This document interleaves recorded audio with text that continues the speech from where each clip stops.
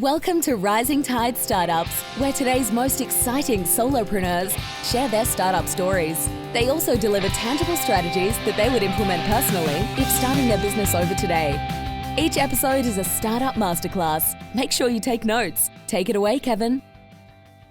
This is Kevin Pruitt with another episode of Rising Tide Startups, and I have a special duo guest today, Craig Clickner and Carrie Bohlig. Guys, thanks for joining me on Rising Tide. Hey, thanks for having us on, Kevin. We're looking forward to a nice, fun, robust discussion. Happy to be here. Sorry, Carrie, I didn't mean to interrupt you, but I was so excited about our pre-chat and the connection made there that I jumped ahead of the schedule. But please take just a moment and share a little background, a little bio with our guests. Yeah, sure. So I have a background in finance economics and, worked in the corporate world for some big firms, worked for G Capital, Deutsche Bank, BMO Harris. But early on, just realized, man, I did not want to work for somebody else for eternity. And so then it was like, okay, what was I going to do? This is the early 2000s, real estate, investing, or MBA school, right? I mean, those are kind of your options. the golden I did trifecta. all three.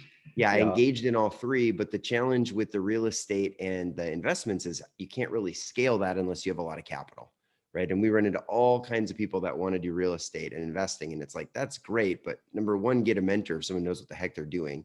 But then number two, like, what's your plan to scale that to a level where you could maybe replace a job income and really create the autonomy you're looking for, right? So there's that challenge. And MBA school was kind of useless. I won't get into that too deep, but for me, it wasn't really like serving the point of like helping me become financial independence. It was more just like helping me get better further along in the corporate world, which I really didn't want to do. So I was kind of at a point where I was frustrated, but ended up running into some successful business owners who had built online revenues and actually scaled companies to several million and stepped away from corporate in their 20s. And those relationships made massive impact on my life. And so we talk a lot about what are you going to do? What are you going to do? What are you going to do? And we'll get into that today. But our main thing is, if you want to be successful in anything, find the right who.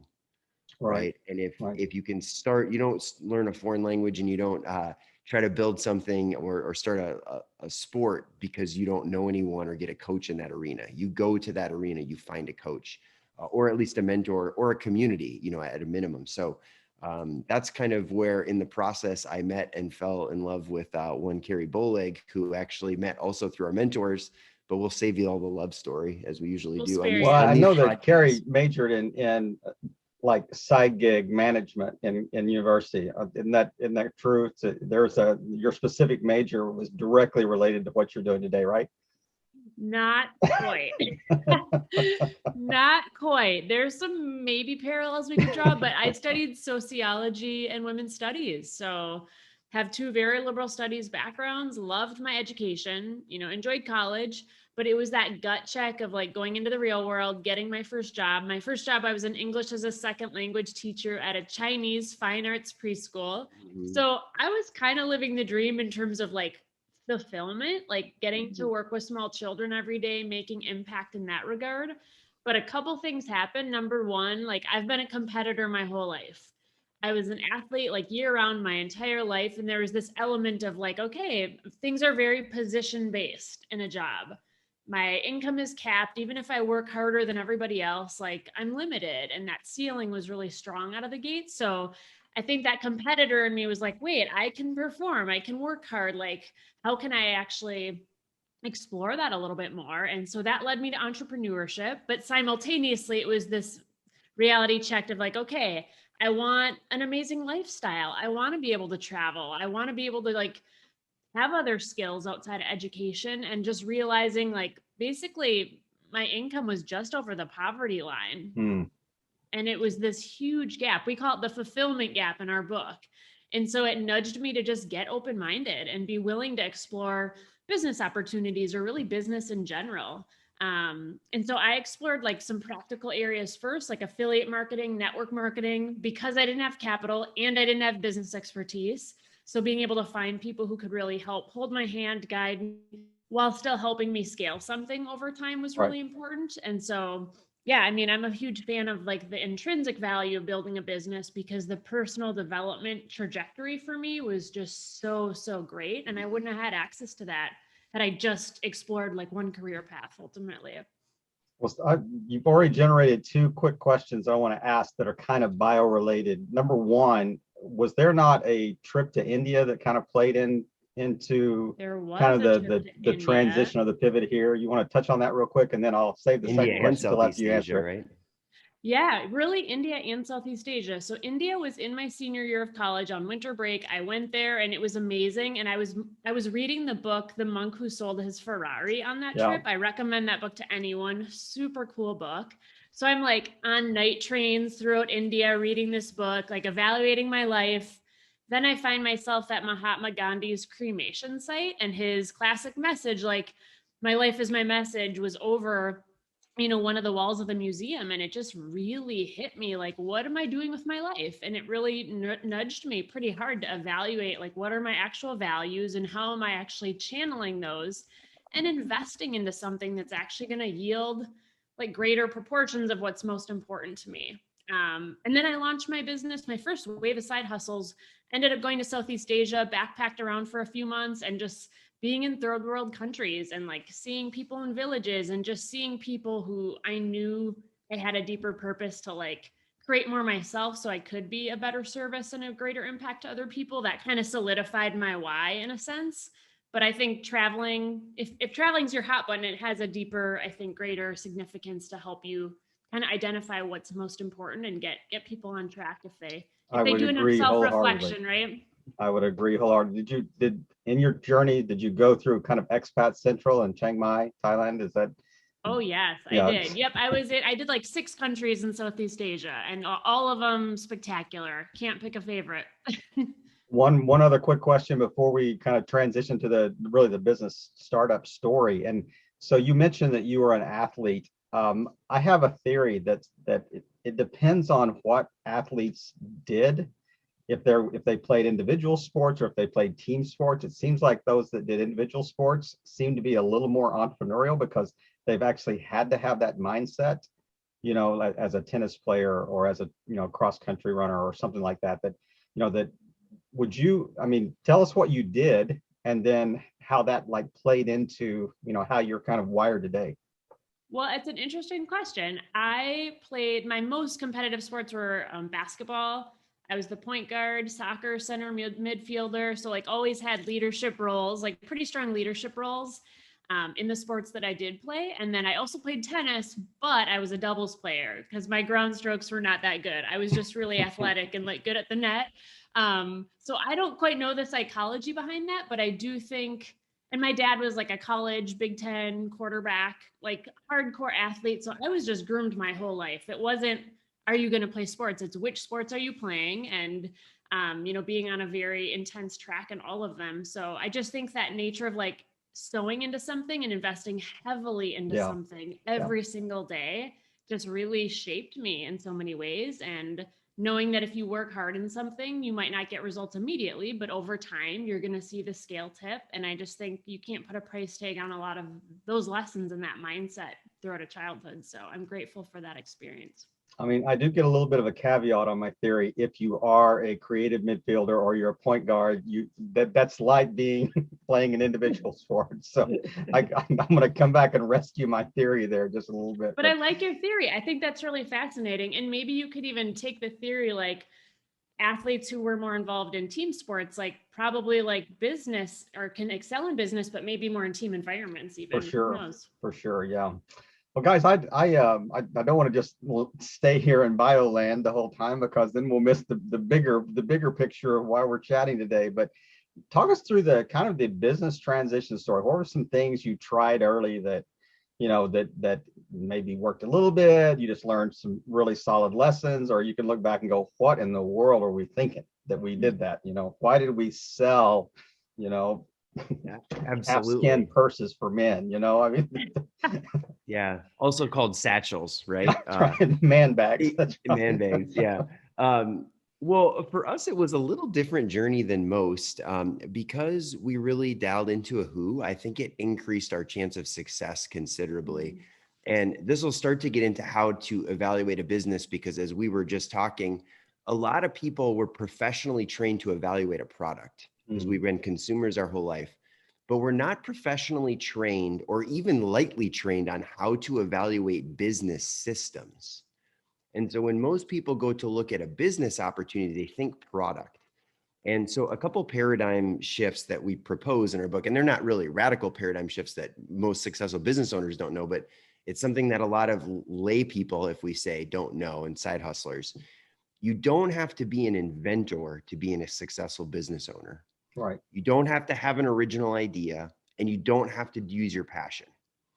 So you can do all those things, but you don't have to do those things, right? And so I think when we use the word business owner and entrepreneur, sometimes they're a little too like overlap. Yeah. And so I think early on in our career, I didn't consider myself an entrepreneur. I was more of like a light business owner. And so the first business we ended up really building was sort of a hybrid between or essentially direct sales and affiliate marketing. Mm-hmm. So there was a system, there was a business in a box, there was a formula, and there was a mentor that we could follow. We scaled that to about $1 million in our first several years, and that allowed Carrie to step away from her preschool teaching career. And then we continued to scale that to several million, and also started an educational company where we coach and taught and started public speaking. And so then we scaled that to, I don't know, $500,000, $750,000 in revenue. And so those incomes combined eventually were greater than my banking salary. So for about 2 years, we banked my salary, which was not only gave us autonomy when we did leave 5 years ago, but it gave us financial security. And I think some people aren't really thinking that way. They're just thinking like, how do I create more revenue? How do I create more revenue? So having said that, from there, we started doing more adventurous, like entrepreneurial type stuff. And so that's where we've written a book. We've launched a podcast. We do more investing. So we do private equity, commercial real estate investing. We have some long-term rentals, some Airbnb, and then also now have a tech company that we've helped co-found. And I think we've got a nonprofit too, which I know you've done some consulting in. So, and then we've done quite a bit of affiliate marketing, which is an interesting thing to explore. That's where we have relationships with people. And if we just kick people to them because we have good quality relationships, we get paid on that. We probably have like 6 or 7 affiliate type relationships that we have set up in our life. And that creates other streams of revenue, right? So going back to your original question, our game was a little bit different because we looked more for something that was going to create the lifestyle that we wanted versus like, what is the trick or the catch? And so we actually built this into the book, and we've got it on our website, tandemconsulting.co, but what's called a business evaluator, where you can go through and actually quantify, here's 3 or 4 different business opportunities I'm looking at. Is this scalable? Can I get in the game? Can I sell this? Because that's something people don't think about. And so there's a bit, and I'll stop after this, but there's a bit of an epidemic of people starting side hustles, but we want to help people finish them. The only way you can finish them is if you know what finishing looks like. And so as we start to get into different business models and systems, we can go deeper on this, but you want to know, like, what does a win look like? Why are you side hustling to begin with? Otherwise, you're just going to end up with more work and a lot more stress and maybe a little extra income. And that's not usually a win for most, especially families, right? Or successful professionals. Or a lot of people that already have a good job, right? Yeah. Right. When you use the word so finish, maybe you take us wherever direction you want to go from there. Well, let me ask you a quick question. When you use the word finish, do you mean sustain or do you mean exit? Either. It depends on what your goal is, right? So like our goal was to create 6 figures in passive income. So when we got to that spot, or even what I call progressive passive income, which is like half passive, half active, like that was like the goal. Well, then from there, there's other goals that came into play. And then we started to chase our passion. So once we had that automated, or at least on pretty successful, like streaming, then we were able to chase more of the passion projects. You don't have to do it that way. It's just the way that like we went about it. Right. Right. But again, if people don't define what a win is, then you don't really know. So moving target, right? Yeah, with the tech company, it's totally different because the goal is to build it for 5 years and flip it for $50 million. So like, there's no plan to run that indefinitely. It's just a flip and like a big kickback to the owners. Right. Yeah. So this question is going to be difficult for you to answer because you have so many irons in the proverbial fire here. But if I stepped on an elevator and you guys are on there and I'm just really curious, hey, give me your elevator pitch I don't know which one you would narrow it down to, but if we got 10 floors, we're going up, we got about 45 seconds. What would you tell me? That's right. You want to go or you want me to? No, I think it's hard. I think that's what's hard is we've got so many things that we do. So, and it's Remember like that not old relatable. FedEx commercial that the guy talks, about 500 words a minute. That's right.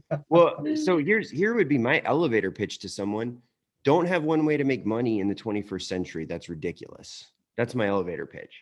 Like what you want to do, how you want to do it, where you want to do it. I don't really care. But not only should you have a side hustle, you should be resolute about it. Right. So it's not like, oh, I'm kind of doing this little thing. It's like, no, like go for it. And then the other elevator pitch that we would give someone is, how do you want to live? Figure out, how do you want to live? Like literally, what's important to you? What kind of person do you want to be? And then find other people who live that way. And good chance they're probably not employees. Yeah. They probably do something, or at least they're dynamic enough where they probably do something more than just their job. Right. And there are some of us that are wired really as poor employees. We just are. It's difficult, for us to operate within the constraints of that. But let me follow up a little bit with what you just said about, having a side hustle and being resolute and kind of diversification. I mean, I think that Carrie, didn't your dad tell you something maybe when you were like a senior in high school or something that said, hey, you got to have multiple streams of income? That was pretty revolutionary. A few years ago. I'm not going to say a lot of years ago, a few years ago, that that was pretty forward thinking for him at that time. Wouldn't you agree? I do. And he's an entrepreneur, and actually he lost his job with he had a good career. When I was a small child, he got laid off. And I think he had to then pivot. He decided to go into entrepreneurship, became a business owner the last 30 years now, but I think he lived that experience of like doing the right things, being very sold out to someone else's business, and then just like kind of having the rug pulled out from under him. So I appreciated that advice. And I don't think in the moment it really resonated, but a few months later, when my timing was different and I was graduating college, it definitely made me think for sure. And I think like so much is happening in the world between the pandemic and now what we call like the great resignation or the YOLO economy. Like people are thinking, they're reflecting. They've had the year of being able to work from home, work remotely, work a 40-hour job in 25 hours. And they're questioning, like, why can't I have more? Why can't I actually have what I really want? And I tell people, like, it's okay to have bold frustrations, but also have bold solutions and get busy, get creative, start dipping your toe in the water and start exploring other ways that you can diversify and take back a lot of your control. Because when when we were making more money from our side hustles and he was working at, a very, very strong professional career, he walked and talked very differently, knowing he had a 6-figure income coming in outside of his job. And I wish that for everybody, to just have that peace of mind and that swagger, because they know they're really set up well no matter what happens. I imagine there were some meetings that you probably said things differently than you might have said them a couple of 3 years ago, that you were maybe a little more bold. True. So true. Yeah. And for us, it wasn't this like binary switch of like no side hustle to like, now we make a bunch of money. It was like this slow, gradual build. So it was like every year of my corporate world, I was a little bit bolder. I was a little bit like, I remember once I wore like a normal colored tie to the office and my boss was like, great tie, like awesome tie. I love your tie. Cause he was just like so excited that I wasn't like wearing just something random, I thought you were going to say I came in wearing like a Hawaiian tropic shirt and shorts and flip-flops. Yeah. Well, my bosses rarely knew where I was, and this was pre-COVID. Because and my clients are always happy. We don't always performed. We always say like, do your job, do it well. But stop putting 65 hours a week in your job. Put in 45 if you have to, and take 15 and go build something for yourself. Because that's your financial security, not just your job. And so people get lost because we get tied into the community. We get tied into that environment.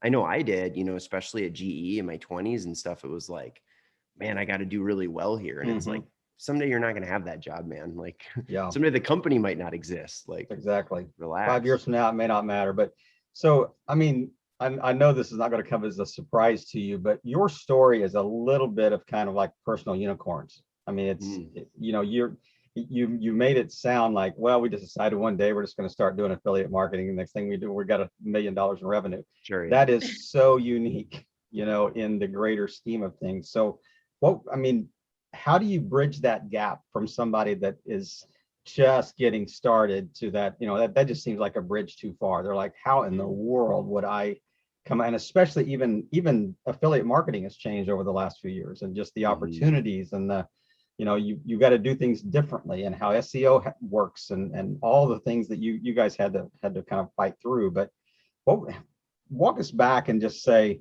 okay, if you're talking to somebody that's just, sitting in that cube farm going, I hate my life, I really kind of want to do something different. Maybe they've gotten a little bit of a blended work environment where they're working, 2 or 3 days in the office and 2 or 3 days at home, and their time is a little more flexible, and they're thinking about some things to do. What's a great kind of starting place? Here's 2-3 things you can do this week, this month. You want to jump on that? Or you want me to? Yeah, I think a couple things to start is, number one, identify like a real reason, a real why, because building something, no matter what industry, whether it's a startup or investments or network marketing or you're a consultant, like it's going to be inconvenient. And quite frankly, if you work a 9-to-5 job or an 8 to 3, like the evenings and weekends are what you have to play with. So identifying, hey, am I actually willing to do that? And if you're not, that's perfectly fair. But being really real and honest with yourself is key, because a lot of people, they want the big game, they want the big end game, but they're not willing to actually do what it's going to take to yield success. And we had to be open with ourselves early on that like what we wanted long-term was worth some inconveniences and some BA work ethics. The other thing would just be expectations. It's challenging in today's age with social media, and everybody's success just looks easy. Yeah. Right. You see the highlight reel, it looks sexy, it looks polished.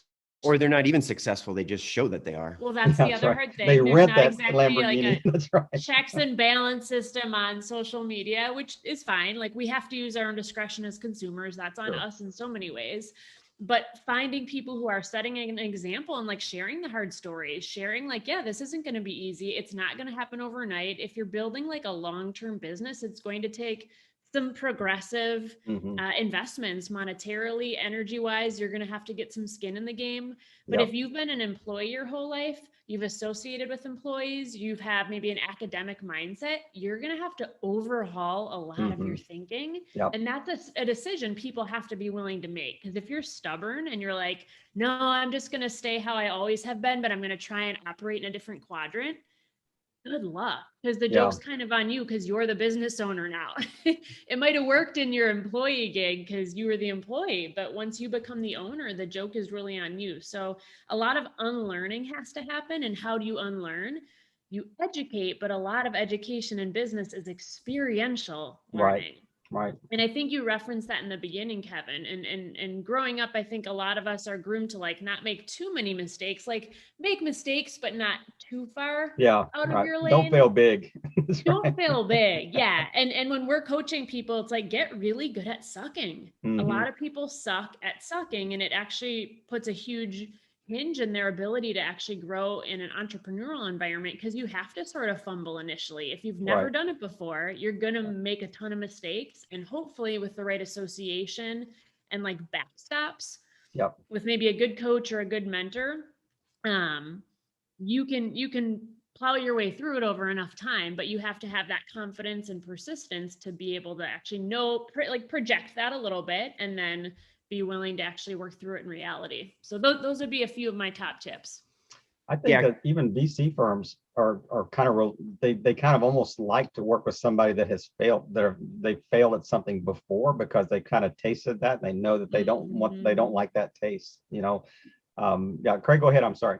Oh, no, that's okay. Yeah, absolutely. You also want them to have had success though, too, right? Sure. No doubt. No doubt. But at least a pathway headed there. You want both if you're going to throw your money at something. I am really good at failing. Right. Give me $10 million. Right. So a couple of things, most people overestimate what they can do in a year as a business owner, and then underestimate what can happen in a decade. And so we've seen this with financial planners, insurance agents, podcasting, the list goes on and on. It's like your first year you don't have any traction, you don't have any credibility, your skills are low, your expertise is low. How do you expect you're going to be nearly as good as you will at year 4 or year 5? Yeah. And so there's sort of this thing that, like, if I'm not good right away and I'm not passionate about everything, then I'm failing. And it's like, no, that is how you learn to walk. That is how you learn to write. You suck and you push through it. So to Carrie's point, so having a little bit of tenacity, like, hey, this is going to be a multi-year process for me. Right. And then how do I acquire the skills to succeed? Right. It's not, because I think we were on a podcast yesterday. It was really good. And the lady said, like, a lot of before I went into consulting and got good, I just thought it was like into this magical, mystical process. And so you can demystify being a business owner by going and doing it and attacking it and developing the skills along the way. And if you already have an expertise, like in some form of consulting, then now you just have to learn the business owner skill. If you don't have that, now you've got to learn both. So then it's just a little bit more of a potentially uphill battle. Right. But it can totally be one. And don't define victory as like, I'm a billionaire. Define victory as you see value, right? Like, and then you can accomplish those incremental wins and grow from there.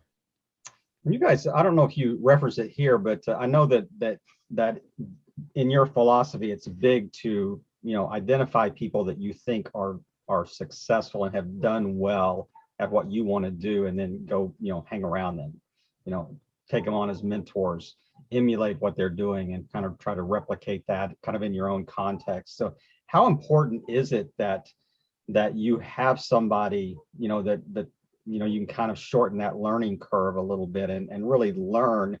It's Carrie, you mentioned a minute ago, kind of the mindset too. I mean, it really is a mindset shift as well, right? I mean, how much time do you have, right? Like, I didn't want to take multiple decades to be able to be, a fairly independent operational person. So it was like, I'd rather have the rewards earlier than later. So it felt like very logical to me. Yeah. Even jumping on LinkedIn, I've only been active on LinkedIn posting my own content for a couple of years. So when I flipped the switch and said, yeah, I'm going to invest into this, I'm going to grow new skills, I'm going to be uncomfortable, I went and hunted down LinkedIn local in my area. I studied, I picked the brains of local people who I admired, Chantel Sumis, really amazing woman on LinkedIn. I tried to get in her back pocket as much as I could and learn from her. So it's not just in business. It's like, what skill do you want to acquire, and who does it?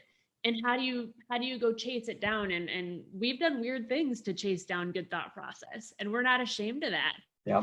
We'll jump on a flight if we need to. We'll, have really strong follow-up. We'll slide into someone's DMs if it's important enough, but just having that tenacity and that confidence that you're worth it to fight for that time, and that you'll do good things with it too. You'll be a good steward of the time that you do get from somebody who's got an expertise. Even Craig's got a mentor in meditation, which has been really neat to watch. So it's, again, not just a business principle. It's apply it to every lifestyle area. Yeah. But you guys are good at passing that forward, or paying that forward too. So, you have benefited probably from people that have been ahead of you on the journey. And I know just, kind of vicariously have seen, how you guys have done that as well. You have, even in answering, comments on LinkedIn and things like that. It's not like, here's my link to sign up for a $500 coaching call. It's, let me speak into this. But Craig, you mentioned something that just a second ago about being not only diversification, but being resolute. I love that word. And I think that, and it may have been on another interview that I was listening, you guys were talking about the idea that you can really tell how dedicated someone is to making this work by how they're spending their time. Like that time that, Carrie, you mentioned a minute ago, the nights and weekends that, you're kind of allotted outside of your day gig. It really is a re-education process, because if you're just a kind of a 9-to-5 employee, you have compartmentalized in your mind, my days and weekends are my personal time. They're the time I do binge on Netflix. They're the time I do kind of do my thing that I want, my leisure activities. And you're really having to flip that switch. And I would imagine, I had never thought of that before, how difficult that might be for somebody to try to transition out of that into this, more entrepreneurial mindset. Would you agree? Yes, I would agree. I think Carrie talks about this a lot, but we consider ourselves more the ambiverts of entrepreneurship. So we're not like hardcore Elon Musks, and we're Yeah. also like didn't want to sit in a cube for the rest of our lives, to reference the 9 to 5. And so I think most people are on a spectrum. Mhm. So you have to understand where are you on that spectrum. And I think that most of us grew up in an employee-based environment and conditioning. So we think we're further to the E than we might be to the big B. But once we get in and discover and play around, we might start finding that entrepreneurship or business ownership for us has never been much about clocking hours. It's been about energy and excitement. And so like if you asked us, well, how many hours did you put to grow your first business in a week? It's like, wouldn't even know how to answer We that. don't have a But spreadsheet calculating that. yeah, I mean, I remember my dad who's an engineer and he's like, well, how much time are you putting in and what's your profit? And it's like, what the heck are you asking me? Like, I don't even get it. Like, we're either going to win or we're not going to win. Right. Yeah. It's So binary. yeah. So for different people, you have to understand where you are on that spectrum and what you want to accomplish. Because if you're like, oh, I want to grow $1 million business in 3 years. Okay, well, get rid of your Bucks games and your sports tickets and like a lot of that kind of stuff, because you're going to need to be dialed in. But I think a couple things that can really help people a lot is to consider energy management versus just time management. Mm-hmm. And so I find when I have good energy, I'll do whatever work I need to do. And when I'm low energy, I want to watch Netflix, or I want to like relax, or I want to do the things that aren't going to help me grow a business. And so how we manage our energy is oftentimes just as important as our quote unquote time. And so figure out ways in the corporate world to manage that energy and contain it, and figure out when you have your lulls. For me, just a couple of quick hacks that will probably relate to other people. Like, I can't eat a lot of carbs. If I eat a big lunch, I'm going to be sleepy. If I eat a big dinner, I'm going to be sleepy. So I have to eat light during the day, and figure out like how to manage that. If you take caffeine, take it when you really need it, not like just because you feel like it, and then you crash 2 hours later. Yeah, because like for us, 5 o'clock was like go time. I mean, it's like that was like I got in my car and I ripped off the Clark Kent outfit, and it was like Superman entrepreneur for like hours, right? Now, somebody might not have that level of ambition, but like you got to figure out how to tap into that energy and excitement, maybe bring yourself back to why you're doing the work. Because there's always going to be some part of a business ownership you don't like. Yep. And that's not a bad thing. That's also part of it, just like your job or exercise, right? Yep. So I think when it comes to that, I mean, energy management is kind of an interesting thing that people don't talk about much. I think for sure. I love the idea that's kind of driven by your why. It's kind of like, marriage, parenting, anything that is worth doing, there has to be a reason to stick it out through the tough times. And there are going to be tough times. I mean, Seth Godin talks about the dip. How do you make it through that dip? But you said something a minute ago, Craig, that I've got ADHD probably, that I have to focus, because I've got so many thoughts going on in my mind. But I'm going to coin a new word. You mentioned the spectrum. I'm not on the autism spectrum. I may be on the opposism spectrum, where it's trying to decide, that's great. where I fit on that spectrum of working in the cube versus, the side game, So where is it? I mean, you're right. Everybody's on that spectrum somewhere, but well, guys, has there been anything that we really haven't touched on that you would kind of like to drill down just as we're closing out here? I know you got a lot of things to do this afternoon and head into whatever your diversification plan is for this Saturday. But I think it's cool time with the kiddos. Yeah. All right. That's right. You design your lifestyle, you get to live it. But I mean, just maybe some closing like words of advice that you think would be really helpful to people as they're, they've listened to this and they're going, how do we, like I said, how do you bridge that gap from somebody that virtually is at ground zero of, not starting anything? They're just kind of thinking through things. And then I see Craig and Carrie, they seem like they're 10 miles ahead of me on the journey. How do I, you're so far ahead, I really can't even follow your plan because, there's too much distance between us. So how do you bridge that? First and foremost, don't compare your year 1 or your month 1 to someone's year 10 or someone's year 20. Not helpful at all, right? The other thing a lot of people don't consider is this idea of your self-image and just how you value yourself, your belief in yourself. people can give all sorts of logical reasons why they don't want to start a business, but most often it's because they don't have the belief that they can successfully build something, or they're not worth it. It's like, why aren't you seeking out a mentor? Because you don't have the confidence. It's not because you can't find somebody. Social media, hello. Right. Yeah. Successful. There's very good, successful people who likely could help you, or at least lead you to someone who might, or at least give you some good direction. There's just as insecure as things are in some ways, like the job market right now, there's never been more opportunity. Yeah. I agree. So not fooling ourselves, like the opportunities are there. It's just, how are you actively growing your self-image and your confidence? And a lot of that just starts with developing really good habits. You can get really basic with it. Like this morning, I got up and went to kickboxing. That wasn't something I'd been doing up until a couple weeks ago, but I've just like demanded it to be a new habit for me. It's really healthy. It's really important for my well-being right now. But that in itself, like there were a couple days where I got up at like 5:30 a.m. I normally get up at like 8. So these were active decisions that I made where it just grows my self-image. Like, yeah, I can change my habits. I can change my schedule. I can wake up 3 hours earlier than I normally would. Yep. And that just builds your own self-trust. And when you trust yourself, you trust that you can perform and actually create results, and build relationships with other people and follow through. And I think that's just as important as any technical skill is developing that out. I would agree. I mean, I love what they were doing video, because when you said I did kickboxing, Craig went, he said, no more lippy, buddy. I know. Well, there's a Brazilian jiu-jitsu place that moved into our neighborhood, so I think I might have to give up basketball and meditation and start. That's right. So I can got to balance. So I can defend marriage myself. thing out a little bit. That's right. Yeah. Yeah. Craig, bring us home. So here's what I'll share. You are more dynamic than your job title. Therefore, quit trying to put so much pressure on your job to complete you. It's not going to happen, nor is any business, nor is any one relationship. That's why we have relationships outside of our marriage, right? And so when I knew that I had to do something more than my job.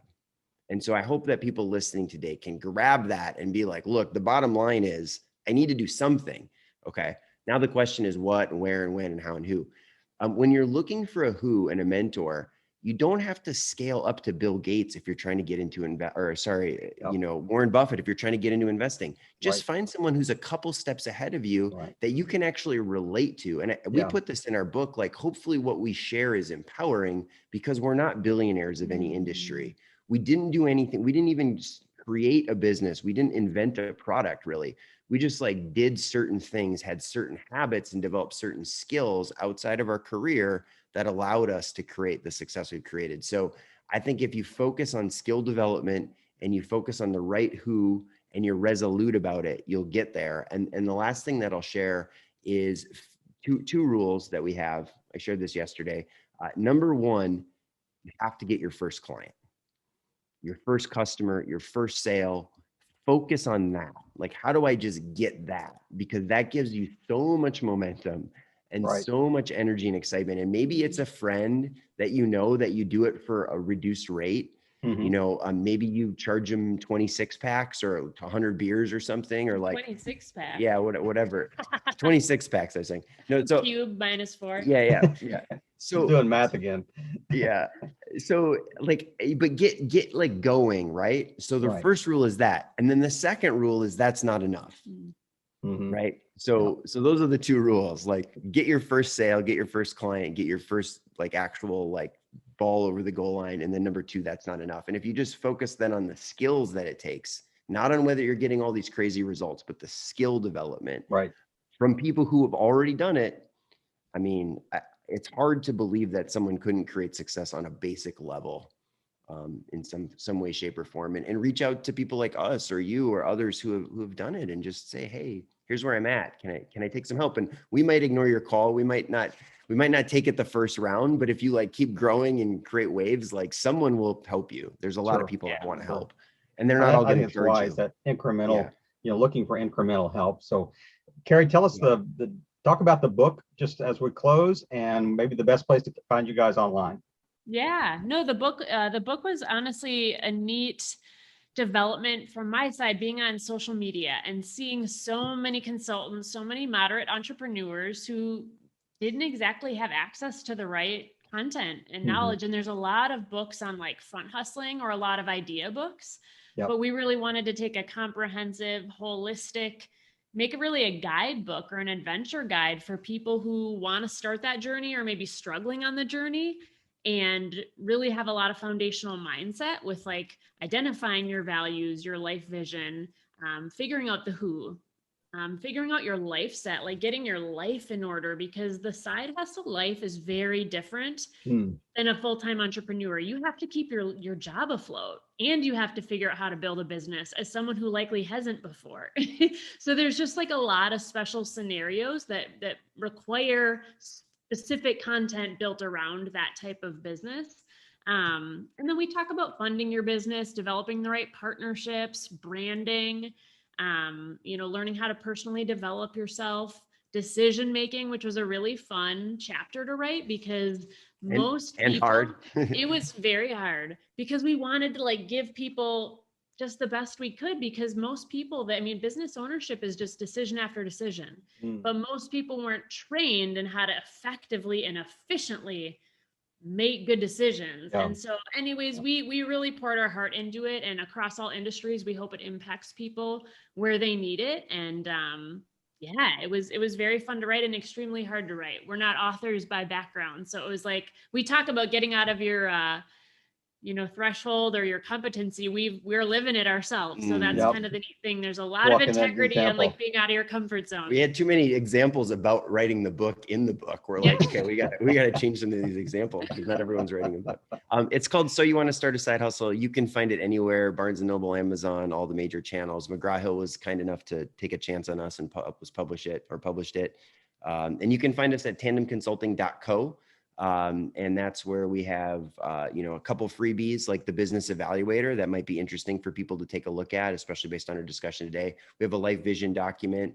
And then also you can find us on LinkedIn primarily, or Instagram, Tandem.consulting. So we look forward to meeting people. I'm all about just like the connection on social. I think that's been the fun part about LinkedIn, and that's where we met initially. Yeah, that's where I think we had our initial connection. Yeah, I have always said there are 3 books I will never write. I'll never write a book on marriage, parenting, or humility.